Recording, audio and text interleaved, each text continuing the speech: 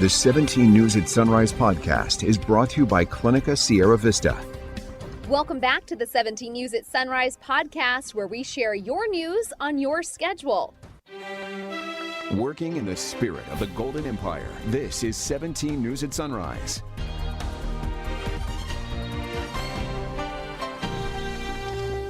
And good Thursday morning to you. I'm Alex Fisher alongside Chris Burton. Maddie Jansen taking some vacation. Talking about Oil Can Do It. It's an annual food drive and it benefits the Golden Empire Gleaners. Good morning, Candy. Great to see you. Good morning, Alex. Good morning, Chris. Well, I'll tell you, it's never too early to have a little competition, especially when it's for a good cause, and that is exactly why we're here. And today is one of the biggest fundraising events of the year, and I have Debbie Powers here with me to tell me more about this friendly competition between oil companies. Debbie, good morning. Good morning. So this competition's been going on for over 20 years, and it's really exciting because the different companies do competitions within their companies and raise as much cash and food as possible. Chevron was the winner last year. Yes, they were. Is there any bets? Who's going to win? API is really coming out strong this year. They all want to win. It's fun. And ultimately, what is the goal for today? The goal is just to kick off the season, and this competition runs through August 31st. And what do people need to do? Let's say if they're watching at home right now and they say, well, I don't work for an oil company, but I want to help. They could bring a sack of groceries, drive through the CRC Plaza here on Old River Road, and donate some food. What kind of items are you looking for? Non-perishable food items, please. Any specific items? Mashed potatoes? We love peanut butter, beans, and just staples. Let's talk a little bit more about the need. How is it going? We know the inflation is just really pushing prices way up for a lot of local families. So how is the need out there? We are seeing our baskets increase daily since the pandemic. Wow, so this is crucial to do it now. It is. It's summertime, a difficult time for families, especially for food? I think year-round. It's always the need. 5:04 is our time now when we begin this morning with breaking news from overnight of a homicide investigation out of Lamont. This is video from the scene on Santa Rosa Avenue near Wharton Avenue. Sheriff's officials say it happened around 9 o'clock last night. Deputies say they found a man in an alley with at least one gunshot wound. We have since learned that person has died. We're still working to get more details on this story, and we'll update you as soon as we learn more. In your 17 Crime Watch this morning, police say 2 students were arrested after bringing guns to South High School. Officials with the Kern County High School District say administrators received a tip that a student was in possession of a gun in their backpack. During that investigation, police say additional information led to the discovery of another student with a gun. Both students were taken into custody. The investigation is ongoing, but police say there is no indication that the students intended to use the weapons at school. Now for an update on a pursuit and the pursuit of justice. A Bakersfield man claims he is unable to walk after a police officer rammed him with his patrol car, smashing his legs, and the incident was caught on camera. We want to warn you, it may be difficult to watch. Here's 17's Moses Small. He is over the sidewalk. We're eastbound. He wanted to get into a vehicle. 35-year-old mechanic and rodeo performer Jeffrey Dibburn says this is the moment his life changed forever on December 30th last year. Dibburn says it all started when he performed mechanical work on a truck and a client didn't pay, so he reportedly tried to repossess the vehicle without filing documents in court. Police pulling him over on suspicion of driving a stolen car. That's when court documents say Dibburn sped off, leading police on a chase through southwest Bakersfield for about 10 minutes. 17 News spoke to police that day. The driver put the vehicle in reverse, appearing to intentionally strike in attempt to strike officers, and subsequently did strike a patrol vehicle. Video shows the moments after Dibburn pulled over near the Arco gas station on Weible Road near White Lane and tried to run away. Officer Kidwell of the Bakersfield Police Department drove his police vehicle over that center divider, smashed his patrol car into me, crushing my legs. Dibburn said he pulled himself over the wall after the impact. You can see officers placing Dibburn under arrest. Get on the ground! Put your hand behind your back! He says he tried to surrender peacefully. 3 of his fellow officers of the Bakersfield Police Department commenced to beating me, trying to beat me to death, using knees, elbows, and fists, striking me repeatedly in the back as I was hogtied in handcuffs to my severed legs by my hands, screaming for help and bloody murder for them to stop. Shut up. Dibrin says he spent 2 months at Kern Medical with major injuries to his legs. ER nurses and trauma doctors of KMC took me into their possession and saved my life. I have a daughter, and worst of all, I will never be able to walk her down the aisle. Superior Court records show Dibrin was arrested in February after he was discharged from the hospital. He pled no contest to charges of recklessly evading police officers and obstructing justice, serving 42 days in jail. I made a mistake that changed my life indefinitely. An Oakland-based law firm filing a claim on Dibrin's behalf Tuesday against the city of Bakersfield and 6 officers involved. Documents list a slew of allegations ranging from negligence to excessive use of force. This is the first step towards a lawsuit. There has to be a price they have to pay. There are going to be tremendous medical bills, obviously, that Jeff is going to have to deal with, but also his extended family now has to shoulder the burden of taking care of him. Moses Small, 17 News. We reached out to the Bakersfield Police Department, but they referred us to the city attorney's office, which declined to comment for this story. 5:08 your time now, and in your 17 court watch this morning, a Bakersfield man has been found guilty of murder for the 2 deaths of people in a 2018 drunk driving crash on Highway 43. The jury convicted Steve Flores Garza of second-degree murder, gross vehicular manslaughter, and DUI. Witnesses reported Garza was driving recklessly June 26, 2018, when his SUV collided with a car, killing 20-year-old Isaiah Jacob Sanchez and 23-year-old Emilio Jr. Mendoza, both of Shafter. A third person in the car was badly injured.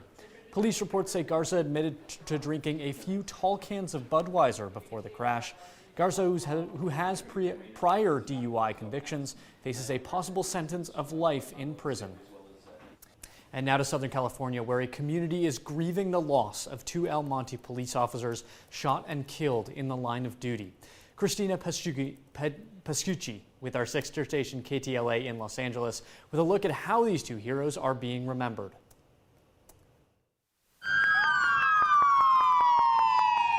The LA County Sheriff's Department blaring its sirens Wednesday in honor of 2 fallen heroes. Michael did good and shared his heart and shared his love. His life, and gave everything. Corporal Michael Paredes and Officer Joseph Santana would make their final call to this El Monte motel, the Siesta Inn, where a stabbing had been reported Tuesday. The suspect ambushed them, engaging in a gunfight. All 3 men would die. How does someone such a good person like him go? Why? You don't deserve that. And his mom, it breaks my heart for her, because that's her youngest son. Yeah. And only boy. Corporal Paredes had 22 years with El Monte PD. He was raised in the community he served and loved. He was somebody that you can always depend on. He made the room light up. He leaves behind his wife, daughter, and son. It's tragic. He was so young. He's a hero for sure. Officer Joseph Santana began his career as a public works employee and after 6 years transitioned to law enforcement. He had worked as a deputy sheriff with San Bernardino County for 3 years, but last year made the switch back to El Monte, his hometown. Was a new officer patrolling our streets, excited to be on the force. Officer Santana is survived by his wife, daughter, and twin boys. They sacrifice a lot every day to keep everybody safe. So to the Santana family, we're right there with you. The suspect, identified by his mom, is 35-year-old Justin Flores, who had a long list of priors. She said Flores and his wife would go to the motel to get away from things. A motel residents say is known for drugs and prostitution. At a growing memorial, crying family members and mourners paid respects. Just to see every police officer that's out there, that's heartbroken right now, and just to hear this heartbreak, it really hurts my heart. Neighbors raised their flags to have staff. There was a somber procession, and at least 13 police departments in the East San Gabriel Valley stepped in to offer support. I want to take a moment to thank all of this entire region. Corporal Paredes and Officer Santana, end of watch. Christina Pascucci reporting. New footage has been released by the January 6th committee from the day before the Capitol riot. The new video appears to show Republican Representative Barry Loudermilk giving a tour of the Capitol to a man the committee says would march on the building the very next day. Loudermilk says there was nothing out of the ordinary about the tour and denies any wrongdoing, saying that no Republicans gave reconnaissance tours and any narrative of those claims is false. The January 6th committee hearing is set to resume this morning, and you can watch it live right here on KGET after 17 News at sunrise. Well, a decade has gone by since then President Barack Obama announced the start of the Deferred Action for Childhood Arrivals program, better known as DACA. Amid protections from deportation and the right to a work permit, dreamers have lived with much fear and uncertainty. 17's Christian Galeno has the story of two dreamers who have been through it all. June 15th, 2012. President Barack Obama reinvigorates hope in thousands of young immigrants longing for the life that their parents promised them they'll find in the United States. Cecilia Castro was graduating from UC Santa Barbara. Amid the pomp and circumstance, worry, fear, and uncertainty loomed within Castro. I was worried because I didn't know whether I was going to be able to work without a work permit. On that day, President Obama made it clear this is no permanent solution, amnesty, nor a pathway to citizenship, tasking Congress with the need for a viable solution.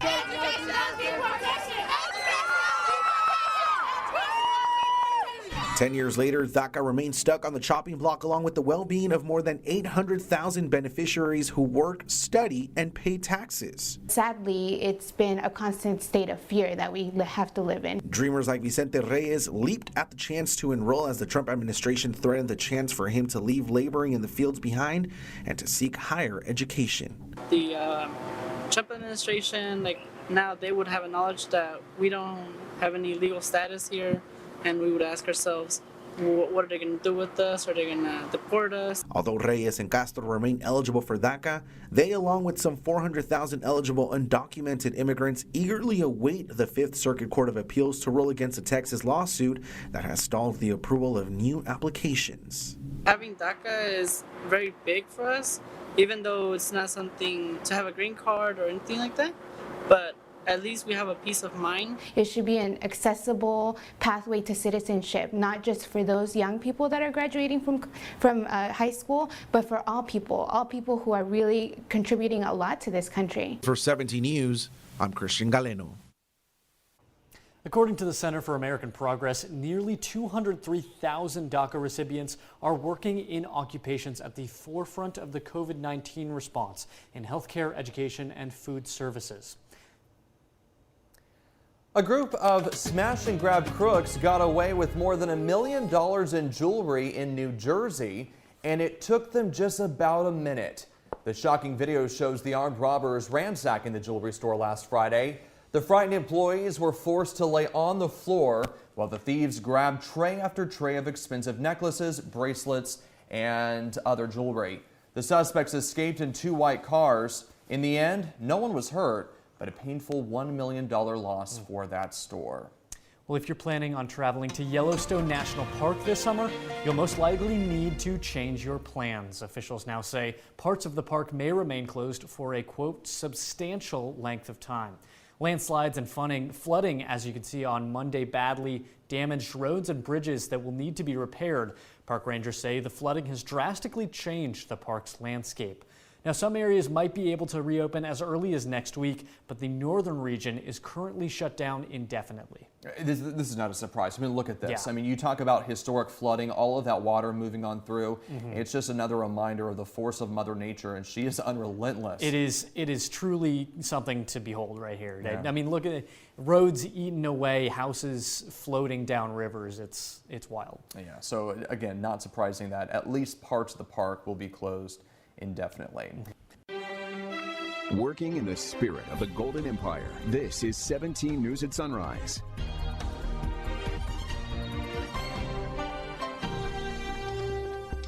The 17 News at Sunrise podcast is a production of KGET and Nexstar Media Group. For more on all of the headlines in today's show, head to kget.com.